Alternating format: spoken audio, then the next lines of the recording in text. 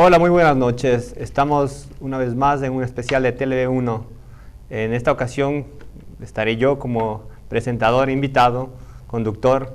Soy Francisco Núñez del Arco, historiador e investigador ecuatoriano, y tengo el gusto enorme de haber sido invitado por la producción para llevar adelante el especial de hoy. El tema nuestro será, junto aquí, a doña Esther Rodríguez de Ortiz de Rosas, de Suaje Pinto, Introducción a la Heráldica, un tema de particular interés y, bueno, muy grato en mi caso personal, porque también estoy vinculado a la investigación genealógica y heráldica y hemos por eso encontrado nuestros caminos en un punto y ahora estamos queriendo retomarlo a través de estos pequeños cursos que se podría decir a través del canal. Doña Esther, bienvenida, buenas noches, muchas gracias por estar aquí con nosotros. Muchas gracias a ustedes. No, el gusto es mío. Bueno, a mí me interesaría comentar un poco desde el vamos de la heráldica, explicar básicamente qué es lo que se trata, porque para mucha gente puede ser que no sea un tema muy conocido. Entonces, por ahí podemos desarrollar un poco el tema, desde dónde inicia la heráldica y cuál es el objeto propio de esta ciencia.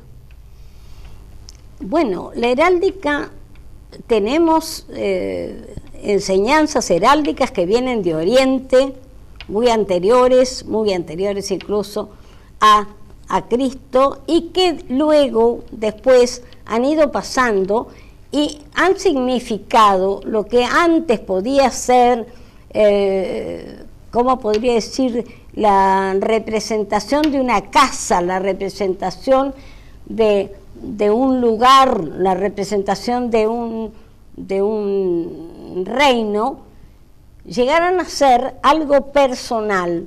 En la época de los torneos, el señor que iba al torneo llevaba para distinguirse, ya que estaban cubiertos con una caperuza o con su armadura, llevaban banderas que los distinguían para saber de dónde eran o quiénes eran. Eso fue llegando a hacerse una forma de representación del linaje y por lo tanto de la familia. Bueno, usted acá en un texto proporcionado sobre la heráldica de ayer y cómo la vemos hoy, menciona algo que me parece importante mencionar ahora. Dice, inherente a la condición humana es la diferenciación entre sus miembros. Siendo el género humano uno, existen entre sus componentes propiedades de carácter, conformación o personalidad que establecen por sí mismas distinciones o diferencias por las cuales podemos establecer que un ser no es otro, aunque pertenezcan ambos a la misma especie. Me llama la atención muchísimo para bien esto, porque estamos en una época que por ahí se tiende a querer homogeneizar a todos los seres.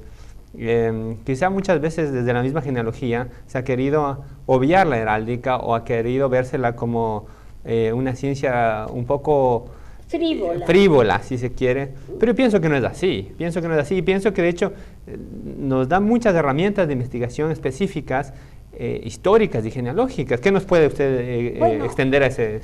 Lo que a mí me parece más importante de esto, que el personaje que pedía un escudo heráldico, que había un rey de armas en cada reino, había un personaje que se llamaba rey de armas, que era el que otorgaba el escudo de armas. El escudo de armas era una defensa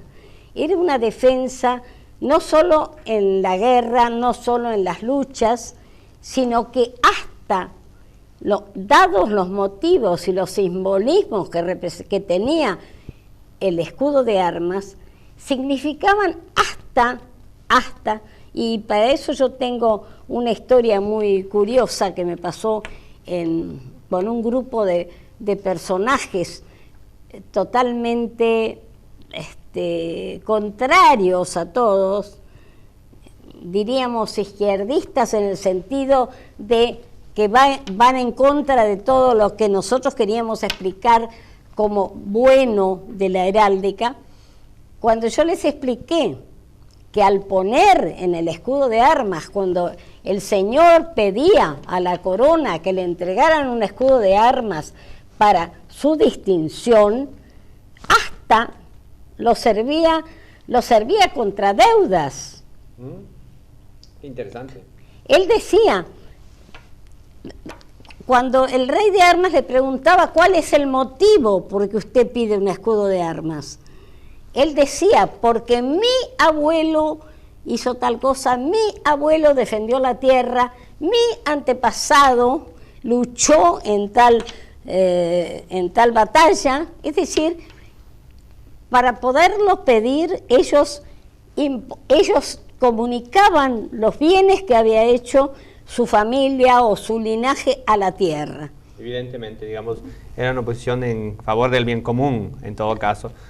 Ahondando en el tema heráldico y vinculado netamente con la historia, podemos, por ejemplo, pensar también en la simbología plena de muchos escudos que ahora son nacionales, como el de España, por ejemplo, siendo la madre patria que nos vincula a todos de alguna manera en esta América hispana.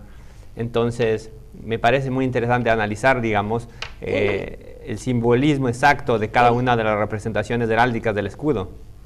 Lo interesante que tiene la heráldica es que, si bien concede un honor al darle a la familia el escudo de armas, junto con ese honor le da una obligación. Es decir, por ejemplo, los colores todos tienen simbolismos. El color rojo, que es el gules, que se llama gules en heráldica, es el que lo dan los que honran a la corona, pero al mismo tiempo tiene la obligación de defenderlas. Claro. Por ejemplo, el azul. El azul es la protección de las viudas, de los huérfanos, es decir, le da el honor del azul, pero le da la obligación de defender. Es decir, todo tiene una gracia, un beneficio y un significado específico. Un significado de honor, pero también da con eso mismo una obligación. Por supuesto, claro que sí. Digamos, el tema genealógico se vincula de muchas formas con la heráldica, pero no necesariamente son los mismos. ¿Usted cómo podría afirmar que es una rama auxiliar de la genealogía o independiente, o quizá está estrechamente vinculada a la genealogía? No necesariamente puede ser, ¿o no? No, yo creo que está necesariamente vinculada el escudo al linaje. Ahora, ¿qué sucede? Al venir todos nosotros, la gran mayoría, de la madre patria, el personaje que venía, el conquistador ¿cómo podría decir?, se embarcaba en lo que podía ser esa lucha tremenda que fue la conquista americana.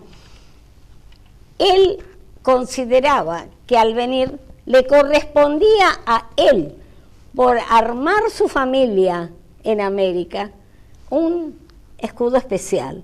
Es decir, yo soy de tal rama, pero quiero formar mi familia, entonces pido para mi familia un escudo especial. Es decir, formar solar propio en América. Claro. Que es lo que pasó muchas veces. Claro, ha pasado mucho con los grandes linajes españoles que al venir a América... Pongamos algún ejemplo que se recuerde ahora. ¿Cómo podría decirte? Quizá la familia de la Cerda, por ejemplo, que es una familia sumamente importante en la península y que tiene sus descendientes en América. Y que ha hecho linajes en Chile, en distintas partes de América del Sur, ¿no? Claro.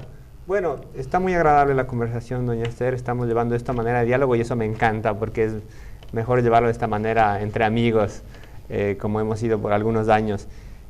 Podemos quizá pasar a un punto más preciso sobre cómo la heráldica puede ser interpretada en nuestros días. Por ejemplo, en el ámbito nacional, retomando lo que decíamos hace un momento, los escudos nacionales, los escudos como el escudo de España, que se sigue utilizando actualmente, el Reino de España, tiene una simbología, un significado específico que lo vincula netamente con lo histórico. De hecho, ahora estamos viendo el escudo acá en la pantalla y que usted nos podría explicar un poco de lo que se trata. Bueno, son los reinos españoles, está Castilla, León, Navarra y tiene abajo Granada, que es la última, la última conquista de Isabel. De los reyes católicos, justamente. De los reyes católicos, Claro. Y entonces que ha incorporado al escudo español. Tiene además la condecoración del Toisón de Oro, que es una condecoración muy vieja, muy importante, que se da exclusivamente con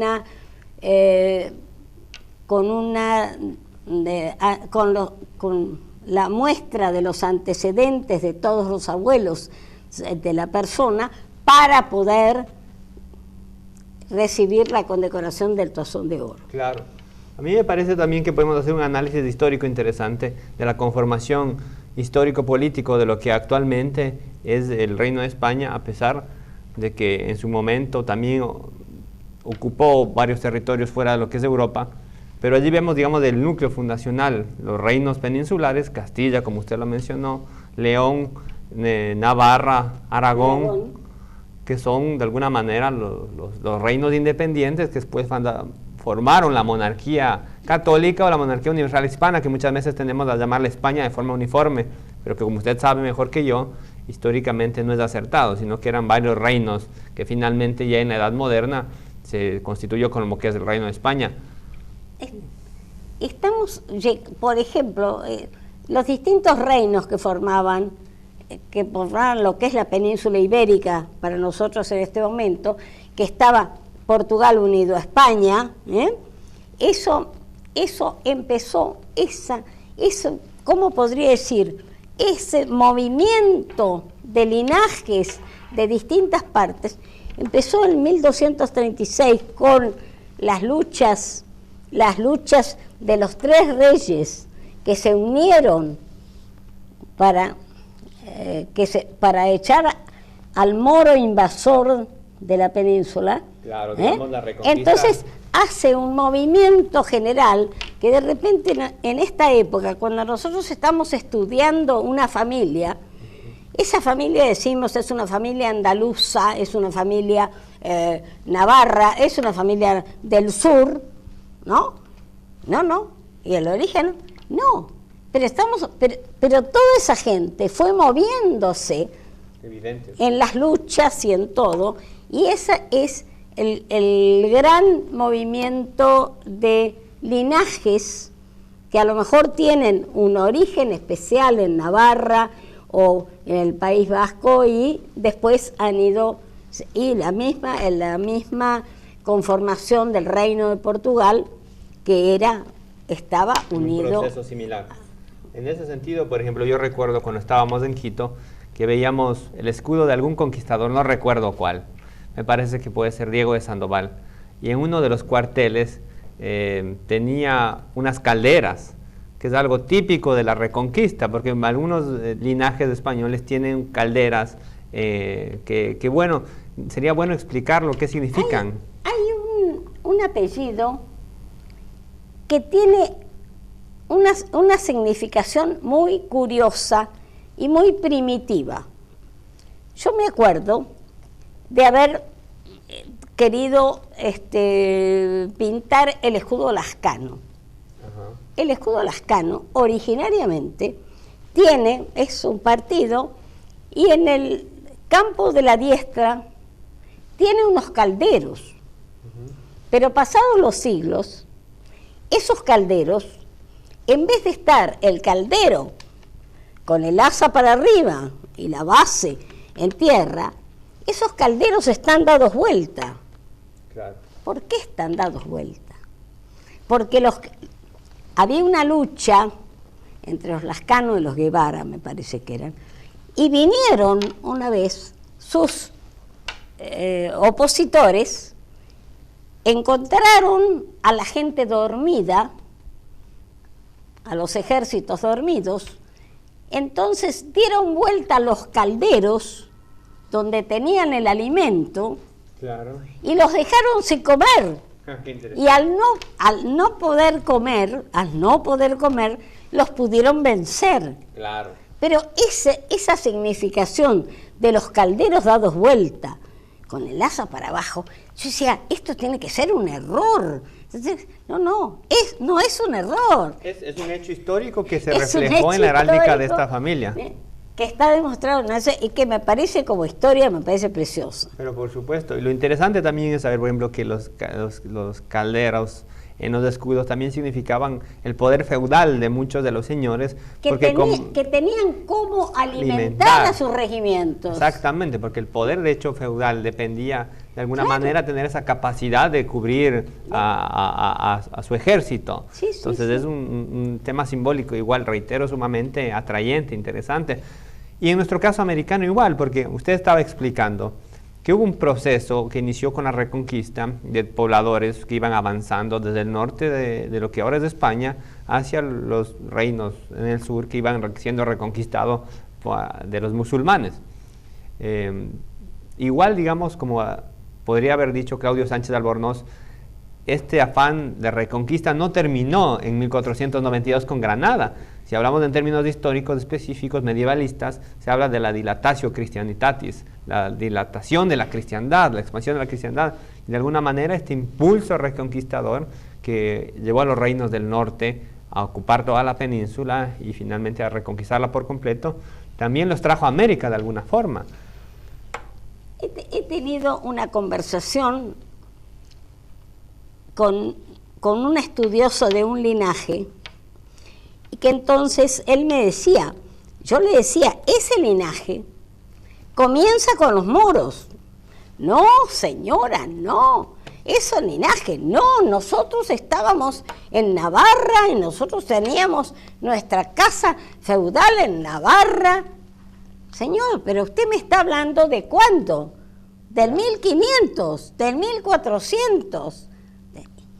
Pero yo le estoy hablando de que todo eso, usted me está hablando de cuando ya teníamos documentación, cuando la Iglesia pone como obligación de que los bautismos que se hacían queden registrados en las parroquias. Claro. Eso es lo que nosotros hoy tenemos como seguridad histórica de las cosas que han sucedido o que han, las ceremonias que se han realizado. Claro, hay una documentación, Hay digamos. una documentación que empieza con el Concilio de Trento, 1545,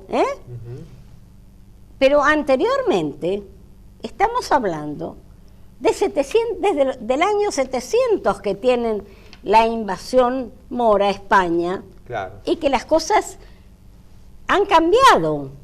Recién pueden ser registradas en el siglo XV. Yo pienso que quizá la heráldica toma una importancia entonces en este momento histórico que estamos hablando desde el año 800 hasta el 1500 más o menos, porque los registros genealógicos, como usted dice, más fidedignos son a partir del Concilio de Trento, donde tenemos ya una documentación fidedigna a partir de las actas de bautismo, de matrimonio, en fin, en las iglesias, pero anteriormente, digamos, era más restringido, pero muchas familias se podían reconocer, por ejemplo, por el uso de las armas, por el uso de los escudos de armas, porque por ahí había unos que tenían tallado sus armas en el dintel de la puerta, que vivían en Navarra, y otros por ahí habían bajado ya a Córdoba en España, y también tenían tallado armas, y por ahí había una posibilidad de reconocerse en un origen común. ¿Usted qué le parece esto?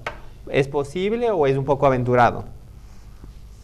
Creo que también tenemos en la historia, tenemos mucho de leyenda que se ha ido incorporando, que se ha ido incorporando y comprobando que tal cosa sí puede ser o que tal cosa puede no ser. El placer que uno siente recorriendo los pueblos viejos españoles es cuando ve las casas con el escudo. ¡Ay! Decíamos nosotros, esta es la casa de la familia fulana, ¡ay! ¡Ay! Bueno, o por ejemplo, tengo un amigo de una familia italiana, un apellido italiano muy importante, que su familia actualmente está viviendo dentro de la ciudad amurallada, que fue amurallada en el 1500, y que tiene el escudo de armas. Eso me parece maravilloso. Increíble, digamos, una tradición. Que hayan podido conservar. Alguien me decía, es una familia, pero no, yo conozco esa familia, es gente tranquila, es gente que no es una gente muy importante. No es muy importante, conserva el lugar, conserva el lugar. Es una maravilla. Por supuesto, bueno, doña pero Esther. Eso es un poco para la inclinación nuestra, claro, por descubrir la historia de esa familia o de ese linaje. Estamos aquí con doña Esther de Suaje Pinto, descubriendo sobre heráldica. Ahora tenemos que ir a una pausa, pero volvemos enseguida.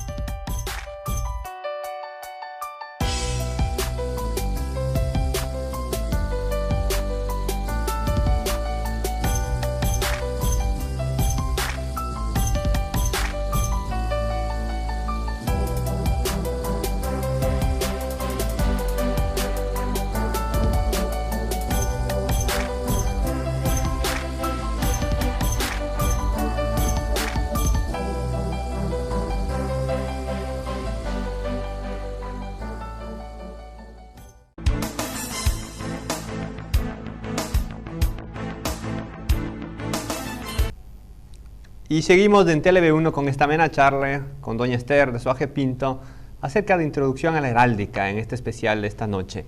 Esther, mire, ahora vinculando todo lo que hemos hablado hasta el momento, vamos a lo que ya nos compete a nosotros como americanos, llamémoslo así. Obviamente nuestros antepasados llegaron con la conquista de América y muchos de ellos venían con su heráldica propia. Ahora mismo estamos revisando las heráldicas de algunos de los conquistadores que llegaron a América, en este caso, por ejemplo, Rodrigo de Tamayo, conquistador de Cuba, que la podemos ver acá. Se ve claramente en esta cámara. Y lo que sería interesante es que usted nos dé una breve descripción de lo que significa, en este caso, de este conquistador específicamente, por ejemplo, en el caso de Cuba. Bueno, en el caso de este escudo, el castillo no solo significa grandeza, más que grandeza, lo que significa es protección. Es decir, en caso de guerra, en caso de peste, en caso de malos, de terremotos o de lo que sea, el castillo significa el que pueda cobijarse la gente y protegerse. Claro. Es decir, el señor del castillo tiene esa misión. Un poco en el País Vasco es la casa sola, la casa es la casa de tal, la casa tal, el palacio tal. Es decir, es más que grandeza, más que, ¿cómo podría decirle? Darle solemnidad, lo que da es protección para el pueblo y los que viven cerca. Claro. Y bueno, es interesante también vincular esto al tema antropológico, sociológico, si se quiere, de la conquista, que muchas veces hemos escuchado repetidamente, que se dice, no, los que vinieron a América fueron lo peor que había en España, salió lo último de lo último y América se llenó de la canalla más grande en ese sentido. Y obviamente los hechos históricos contrarían ese tipo de afirmaciones.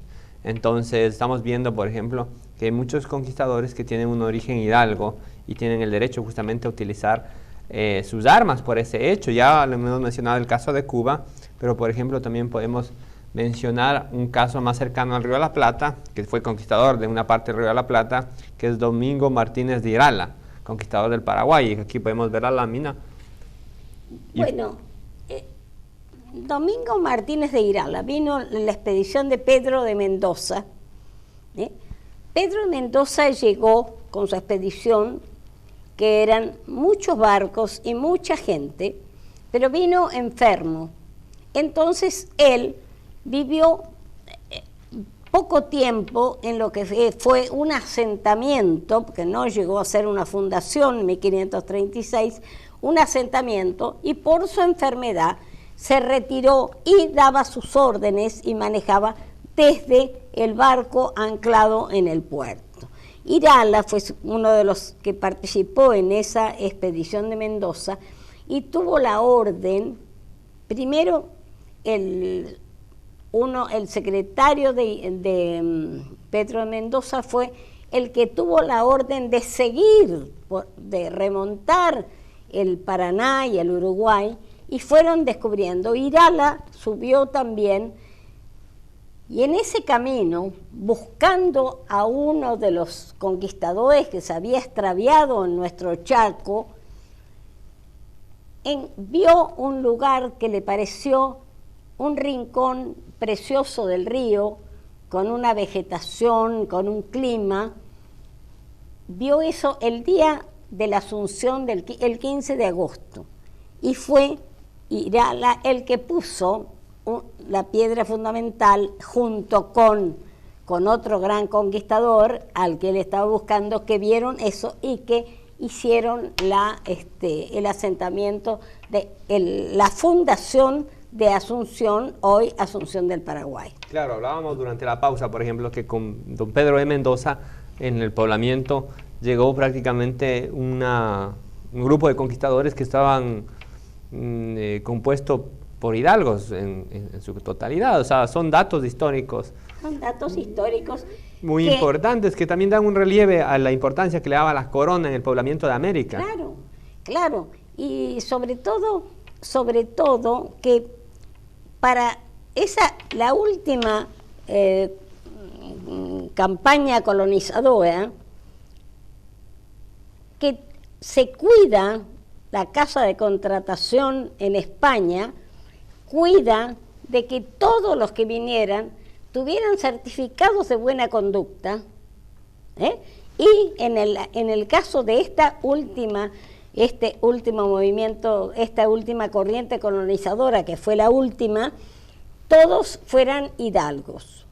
Claro, son información que nos da cuenta de una historia distinta de la que comúnmente se cree. Bueno, es decir, hidalgo, nosotros cuando en genealogía y en historia decimos hidalgo, cuando es el hijo de alguien, es decir, ese hidalgo puede decir quiénes han sido sus padres y que ha conocido a sus abuelos. Digamos que tienen historia encima. Que tienen historia. Que tienen, sí, historia precisamente es la palabra para utilizarla.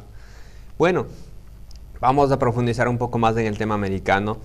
La monarquía española, la monarquía castellana, mejor dicho, hablando en términos históricos correctos, lo que después fue la monarquía española, en su conquista de América, aunque pueda sorprender a muchos, utilizando términos modernos, no fue excluyente. Fue quizá de los pocos casos donde una conquista se vieron casos de asimilación de estamentos que no sucedían en otros hechos históricos. Por ejemplo, muchos nobles indios o indígenas, indios sin ninguna manera utilizando forma despectiva, sino es un término que se utiliza de manera normal e histórica en América, fueron reconocidos su nobleza, homologada su hidalguía, y de la misma manera fueron dados sus escudos heráldicos. En muchos casos, uno que recuerdo ahora, si podemos verlo en pantalla, en la esquina superior izquierda, ahora estamos viendo 4 escudos de familias indias nobles del Perú y del México actuales, que fueron concedidos por Carlos I de Castilla, V del Sacro Imperio Romano Germánico.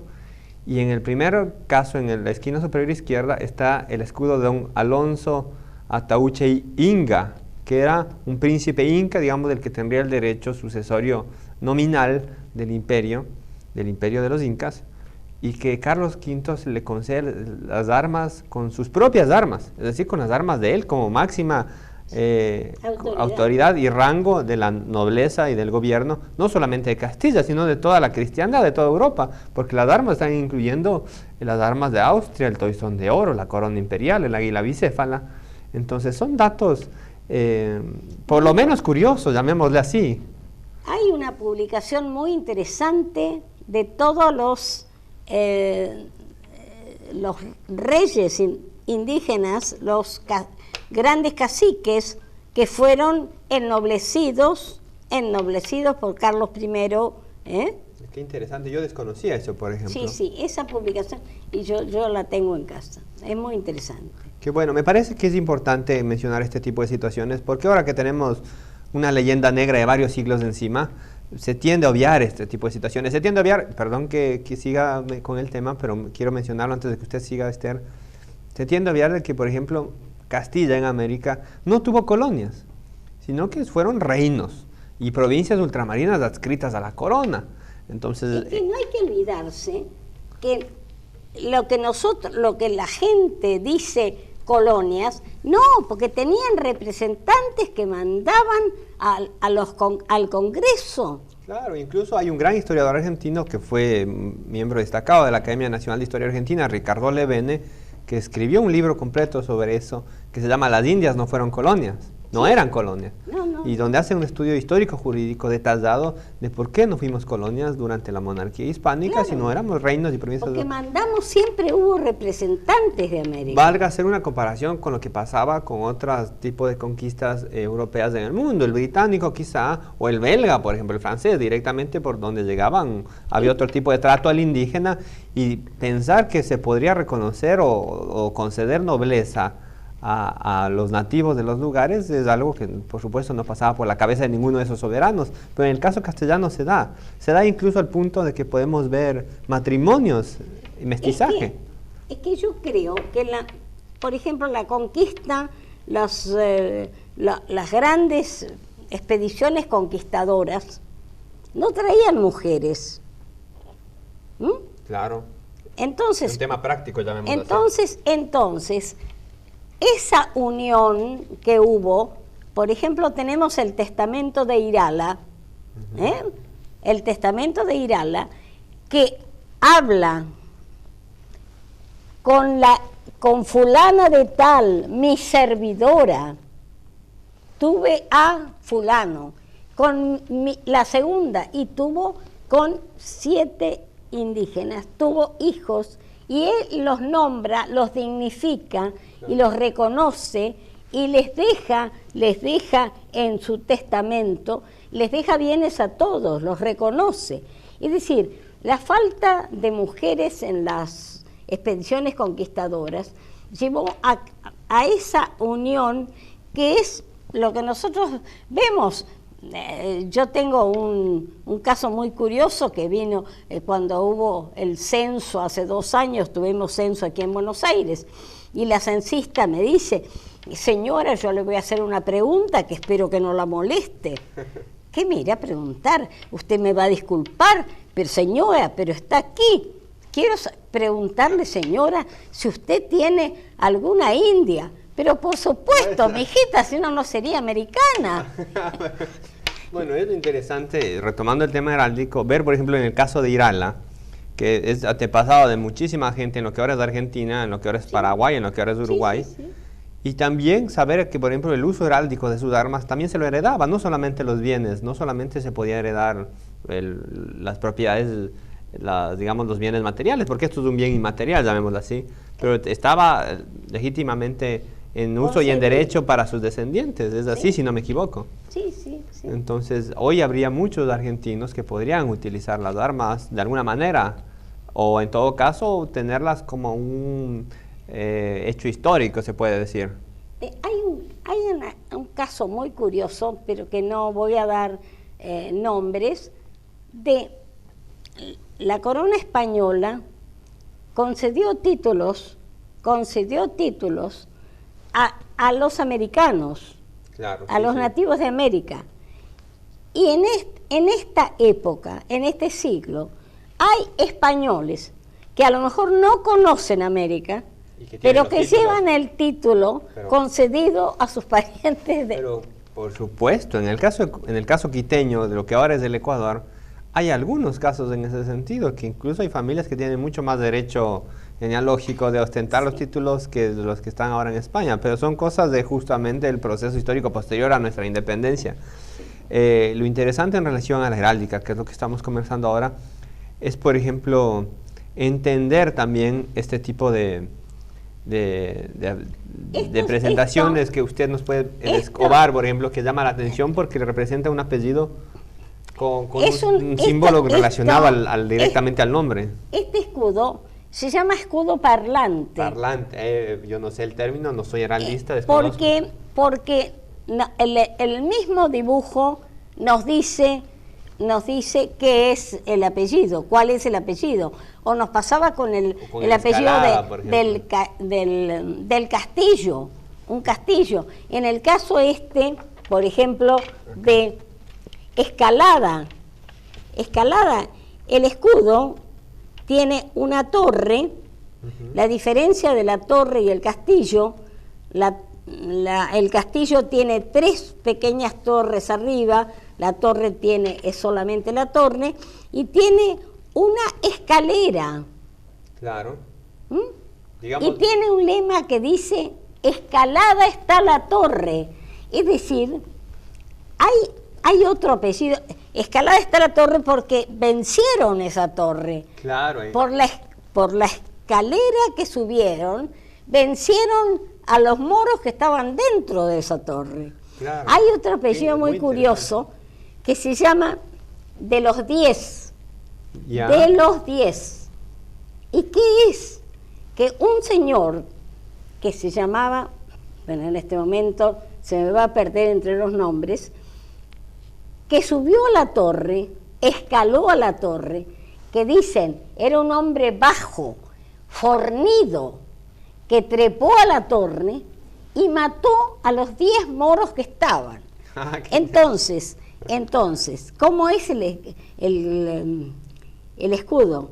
El escudo tiene una torre, pero en la bordura, que es la pieza que rodea el escudo, tiene las cabezas de los 10 moros que el señor que se llama, no me acuerdo en este momento cómo se llamaba, venció a los moros.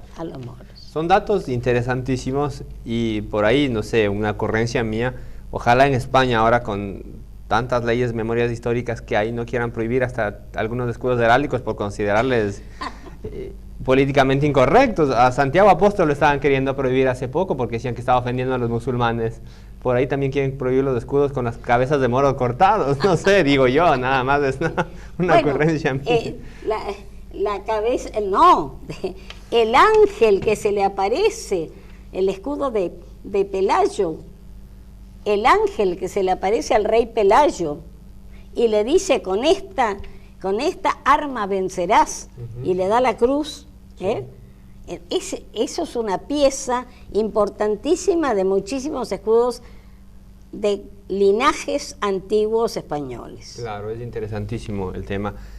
Ahora podemos pasar un poco a la heráldica no actual, porque actual muchas veces peca de aburrido.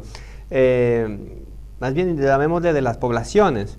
Buenos Aires, en el caso donde nos encontramos, tiene un escudo de armas. Tiene un escudo de armas que fue, digamos, utilizado o implantado por Juan de Garay y que entiendo que se lo utilizó por mucho tiempo. Entonces, pues, podemos ver ahora en la imagen en pantalla. Sería un poco importante explicar la simbología de este escudo para los habitantes de Buenos Aires, ¿no? Y finalmente también recordar que durante la monarquía hispánica el escudo de las ciudades capitales, en este caso la gobernación de Buenos Aires y lo que después fue el virreinato, no solamente servían para las ciudades, sino para todo el distrito donde gobernaban. En el caso, digamos, de Buenos Aires era el escudo de toda la gobernación de Buenos Aires, no solamente de la ciudad. No te olvides que cuando se fundaba una ciudad, se hacía la base de el asentamiento de la fundación, se pedía a España que le otorgara escudo de armas. Eso fue lo que Garay hizo, y Garay tenía autorización, pertenecía a la Orden de Calatrava. Entonces, al diseñar él el escudo de armas para la ciudad, quiere poner la cruz de Calatrava, claro, que la vemos que la vemos ahí, en gules, pero en rojo. para eso tiene que hacer girar la cabeza del águila al lado siniestro, cosa que heráldicamente no es correcto, pero el motivo es poner la cruz de Calatrava. Y lo curioso del escudo también de la ciudad de Buenos Aires es que Garay tenía autorización para 4 fundaciones. Ajá. ¿Cuáles llega a realizar? Él participa de toda la conquista para el norte y todo lo demás. Llega a fundar la ciudad de Santa Fe, llega a fundar la ciudad de Buenos Aires, y cuando vuelve en un descanso es que lo matan los indios. Solo realizó 2 de las 4 que tenía autorizadas. Es decir, pero él tenía autorización, por eso en el escudo pone las 4 autorizaciones que tenía, los 4 pichones del águila. Ah, qué interesante, es una representación heráldica sumamente notoria, que yo no he visto representada en muchos otros escudos de ciudades americanas, porque más bien son bastante medievales, si se quiere, y esto es algo innovador por algún lado. Es notable ver que uno, cuando camina por la avenida 9 de Julio, cerca del obelisco, todavía flamea una bandera con este escudo de armas, a pesar de que hay otro escudo que Buenos Aires tiene, que lo podemos ver también quizá, han puesto que es un escudo que no sé, usted nos puede contar mejor del escudo que se utiliza ahora. Este escudo que trae 2 de la colección enorme de barcos que vinieron a la Fundación de Buenos Aires, el ancla y la figura del Espíritu Santo, que es la paloma con los rayos, en la parte superior del escudo. Claro, pero digamos, a pesar de eso, el que tendría, por ahí me equivoco la palabra, la legitimidad histórica es el de Juan de Garay, porque es el que más representa lo que ha sido la ciudad en todos estos siglos, y de alguna manera lo siguen utilizando hasta el día de hoy. Bueno, también pasando a otro suceso histórico en el Río de la Plata, podemos hablar un poco, que me llamaba la atención, que estábamos hablando antes de iniciar el programa, sobre las reconquistas de Buenos Aires, del Río de la Plata, porque no solamente fue Buenos Aires, también Montevideo fue ocupado y atacado. Eso me explicaba alguna vez algún amigo uruguayo. Y curiosamente, en las armas que se le concedió en un punto a Montevideo, que no son las que utiliza hoy en día, que también sería bueno poder verlas en pantalla ahora, que exactamente están ahí, se le concede a la muy fiel y reconquistadora ciudad de Montevideo, como le dieron el título en su momento, un escudo con ese monte, con las banderas, con las aspas de Borgoña a los lados, pero lo interesante para mí como investigador e historiador son las armas británicas rendidas. Claro. Que están en el escudo, están ahí, o sea, parte del honor que tuvo Montevideo es tener las banderas británicas rendidas dentro del escudo. Ese es el cerro de Montevideo. Montevideo tiene un cerro. Yo recién he conocido Montevideo hace muy pocos años y he visto el cerro, es el cerro de Montevideo, característico de Montevideo. Claro, entonces, digamos... Es curioso lo de las banderas inglesas. Es curiosísimo porque es un trofeo de guerra que se incluye en la heráldica de la ciudad y que, por ejemplo, acá también Buenos Aires tuvo más méritos en la reconquista. Están las banderas en Santo Domingo, que sí, es lindísimo. Pero las banderas figuran las banderas inglesas figuran en el escudo de Liniers. Qué interesante, por ejemplo, ese dato no lo sabía. Tenemos el escudo de Liniers por acá, tal vez. Pero no lo hemos buscado con tiempo. Sí, bueno, tendríamos que buscarlo. Es una forma en que la corona reconocía los méritos de las personas y de sus habitantes, en este caso para las ciudades, ¿no? Pero por supuesto, es que la invasión inglesa fue una cosa muy sorpresiva. Que no se esperaba. Que no se esperaba. el general Martín Rodríguez, que después fue gobernador de Buenos Aires, en 1806, dice él, lo cuenta en sus memorias, entran por una estancia nuestra, por la estancia mía, suben a las otras estancias nuestras, entran a la capilla, toman los hábitos, en fin, una serie de... Y él lo relata en sus memorias. Claro. De modo que tenemos eso, y después esas banderas son las que están en el escudo de Liniers. Y el general Rodríguez, cuando tiene eso que han entrado, se reúne con la peonada de su campo para ver cómo hacen, porque tienen los ingleses adentro y en el campo de él. Entonces la idea, dice que él camina con 5 o 10 de sus hombres, mirando dónde están el inglés, dónde se han asentado, y proyecta confiscarlos a estos señores, agarrarlos, encerrarlos en su campo. Y dice, si es la explicación que da, si yo tomo y agarro al jefe, ya los demás ya no van a tener quien les dé órdenes. Eso se entera Liniers y le manda a decir, esa carta estaba en mi familia, y le manda a decir al general Rodríguez que no haga nada, porque se están organizando ejércitos para rechazar la invasión. Y él le encarga el ejército de patricios, que es el general Rodríguez, que es uno de los ejércitos, que hay varios que se arman para la defensa de Buenos Aires. Cortada la cabeza, queda la serpiente muerta. Estamos aprendiendo muchísimo esta noche aquí con doña Esther Rodríguez Ortiz de Rosas de Saje Pinto. Y bueno, tenemos que volver a una pausa, pero enseguida seguimos con este interesantísimo tema, la introducción a la heráldica.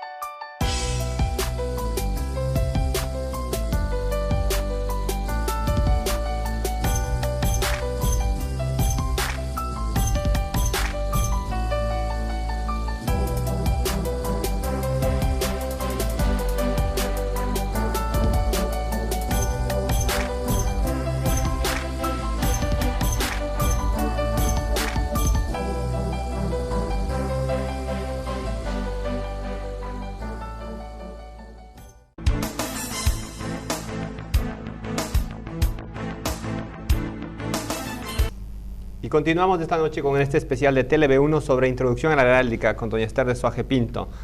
Bueno, estábamos hablando un poco del tema del escudo de Montevideo, pero lo vinculamos con el escudo del virrey Liniers, que fue quien estuvo a cargo del virreinato durante las invasiones inglesas. Estamos viendo ahora el escudo en pantalla y podríamos especificar un poco el escudo de Liniers. Liniers es un apellido francés, ¿no? El escudo de él, sobre su escudo familiar, lleva las banderas tomadas a los ingleses que hicieron la invasión de 1806 y 1807. Y tiene la corona condal. ¿Por qué? Porque al virrey Liniers, por la defensa de Buenos Aires, se le otorga el título, el condado de Buenos Aires. De lo que tiene es el único título que se concedió. Que es el único título que se concede a Buenos Aires. A Buenos Aires.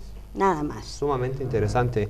Porque los demás, Chile tiene muchos títulos de nobleza. Bueno, Perú ni hablar. Ecuador también tiene muchos. Es decir, que hay muchos, pero el único concedido a la ciudad de Buenos Aires es el condado a Liniers, el condado de Conde de Buenos Aires, por la defensa. ¿Y los descendientes de Liniers dónde están hoy en día? ¿Se conoce? Sí, pero la descendencia de Liniers ha venido por línea femenina. Entonces se pierde mucho el apellido. Yo sé que pero ha habido reuniones de los Liniers franceses que han venido, se han reunido. Mantienen un cariño, un amor por su linaje y por su historia muy importante. Como debe de ser, tenemos que tener ese amor importante por nuestra historia, porque al final de cuentas lo que somos, nuestra identidad está basada en nuestra historia, no hay de otra. En nuestra historia, por supuesto. Aunque quizá usted preferiría no toparlo, yo sí, porque tengo el gusto de estar con usted, una profesional y experta en heráldica argentina, y además una Ortiz de Rosas, vinculada a esta importante familia del Río de la Plata, como fue los Ortiz de Rosas, que como sabemos, entre otros, dio ese gran prócer argentino que fue don Juan Manuel de Rosas.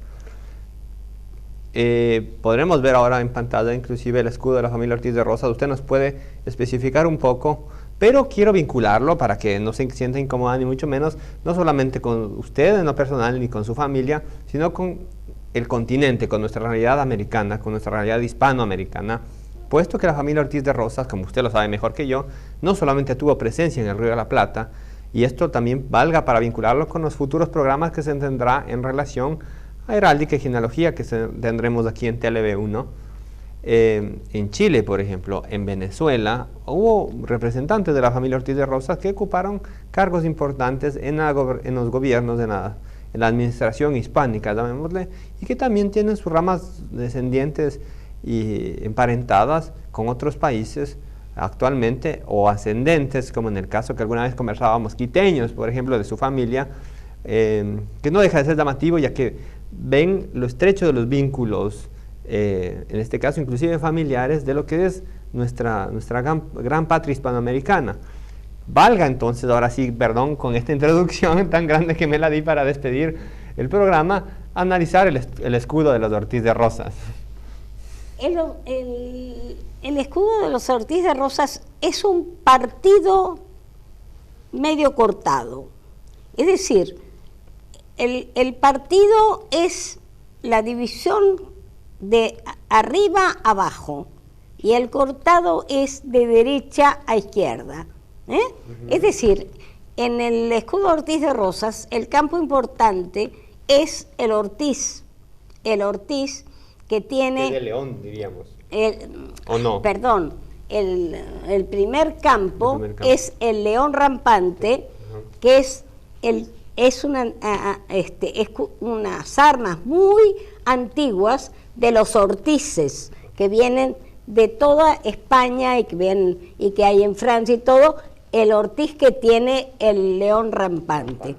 En el caso del segundo campo, que es el cortado, tiene 3 hoces. ¿Por qué tiene 3 hoces? Porque si bien cuando uno dice Ortiz de Rosas, la gente cree que se refiere a la flor, a la rosa, no, se refiere, eran campos muy duros y tienen esas 3 hoces que son las rosas de rozar. De rozar. Ah, qué interesante. De rozar la maleza. Bueno, y de hecho el apellido de Rosas con Z. Claro. No es con S, por supuesto. Claro. Y vemos además en la última parte del segundo campo, en el cuartel inferior, las 4 flores de lis. Claro. ¿Qué simboliza eso en este caso? En este caso es un simbolismo representando alguna línea que tiene el tronque. Y no te olvides que las flores de lis es el símbolo de la pureza. No solamente lo relacionamos siempre las flores de lis con Francia, claro, sino que es el símbolo de la pureza. Sumamente interesante en este caso. Y bueno, además está el yelmo, digamos, que está... Bueno, y las borduras, que es la pieza finita que bordea el campo del escudo tiene, por haber participado en la guerra de las dos rosas. Ah, que mire usted, en la guerra de los rosas en una de las en cosas. Inglaterra. Sí. Ah, qué curioso. Un dato curiosísimo para mí, me acabo de enterar. Eso es muy lindo, lo tiene en el campo de los Y Ortiz. esto viene por Ortiz.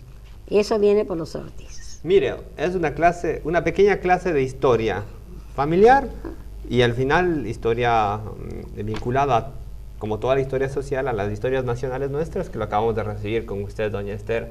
Ha sido una velada magnífica esta conversación, he aprendido mucho, he disfrutado mucho de este intercambio de ideas. Es apenas una introducción y en el tiempo no nos permite ahondar en muchas otras situaciones que quisiéramos hacerlo, pero bueno, lo estaremos haciendo más adelante, de a poco. Volver a esta conversación que iniciamos en Quito hace tantos años, Por supuesto. en el primer congreso que fui a Quito. Pero claro que sí, no, para Muy lindo. Para mí es Muchas igualmente. gracias. No, muchas gracias a usted. Muchas gracias a la producción de TLB1 que ha tenido la enorme gracia para mí de invitarme a conducir como invitado este programa especial sobre introducción a la heráldica. Estaremos volviendo, Dios mediante, con nuevos y más entretenidos programas sobre los temas que nos competen esta noche. Muchas gracias a quienes todos nos ven. Vamos a ver qué éxito tiene. Veamos, yo pienso que va a ser muy importante. Y los dejamos por ahora. Una buena noche a todos, amigos. Muchas gracias.